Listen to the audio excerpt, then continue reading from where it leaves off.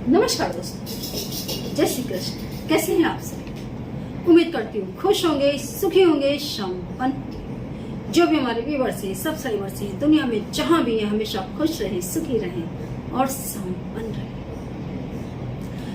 दोस्तों, हकीकत में मैं बताऊं आपको, कुदरत हर व्यक्ति को खुश रखना चाहती है, सुखी और संपन्न रखना चाहती है। प्रकृति को आप देखो, हर क्षण हर पल कुछ न कुछ कर रही है। पेड़ों पे फल लगा रही है, फलों में स्वाद भर रही है, फूल खिला रही है, उसमें खुशबू भर रही है ना? नवजात शिशु जन्म लेते हैं, दुनिया चल रही है, बड़ा मजा आता है। आप एक बार दूर खड़े होकर के इस कुदरत को, इस प्रकृति को देखना शुरू करो, अंतर मन आपका खुशी से झूम उठेगा।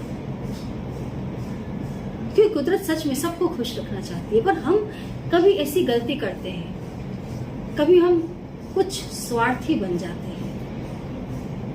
हम सिर्फ अपने बारे में सोचते हैं और तब हम गलतियां करना शुरू करते हैं। इसीलिए हमारे धर्म में ये बताया जाता है, लगभग दुनिया के सारे धर्म ये बताते हैं कि दूसरों के लिए कुछ करो, अच्छा करो, है ना? ये हम तब कर पाएंगे जब हम खुद को थोड़ा भूलेंगे। और अगर खुद को भूलना है तो प्रकृति में खो जाओ, सुख अपने आप महसूस होगा, दुनिया बहुत अच्छी लगेगी। लेकिन कभी क्या होता है, आप देखो,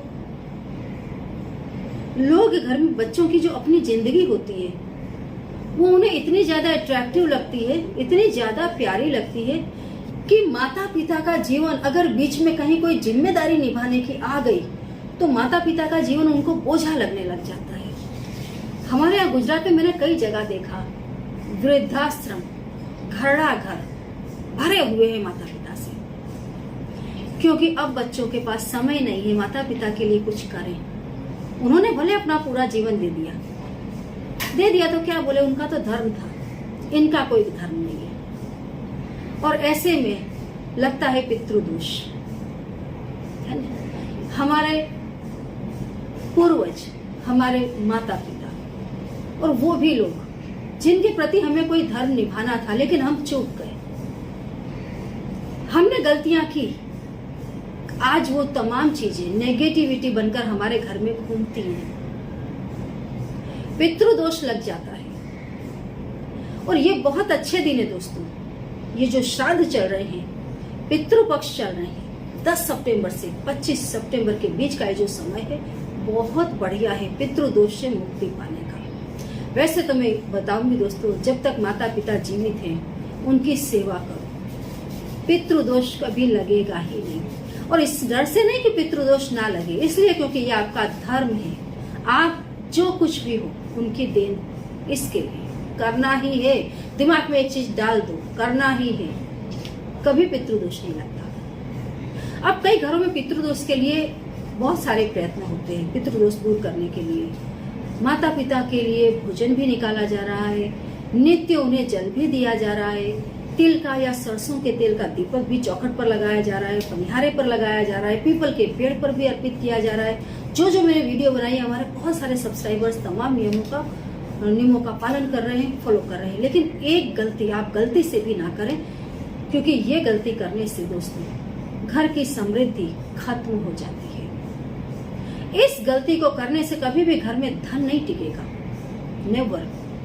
आप सोचेंगे कि मैंने बहुत अच्छा कर्म किया। कई बार आप देखना, अनुष्ठान कर रहे हैं लोग, बड़ी बड़ी पूजा कर रहे हैं, और अचानक पूजा पूरी होने के बाद घर में किसी की डेथ हो गई, कोई बहुत बड़ा एक्सीडेंट हो गया। क्यों हो गया ऐसा? हमने क्या गलती की? अनुष्ठान करते समय, पूजा करते समय हमें पता ही नहीं चला कि हमने क्या गलती कर दी। ऐसे जब हम पितरों के लिए दीपक जलाते हैं, कभी भी दोस्तों गोल बाती का दिया ना जलाएं।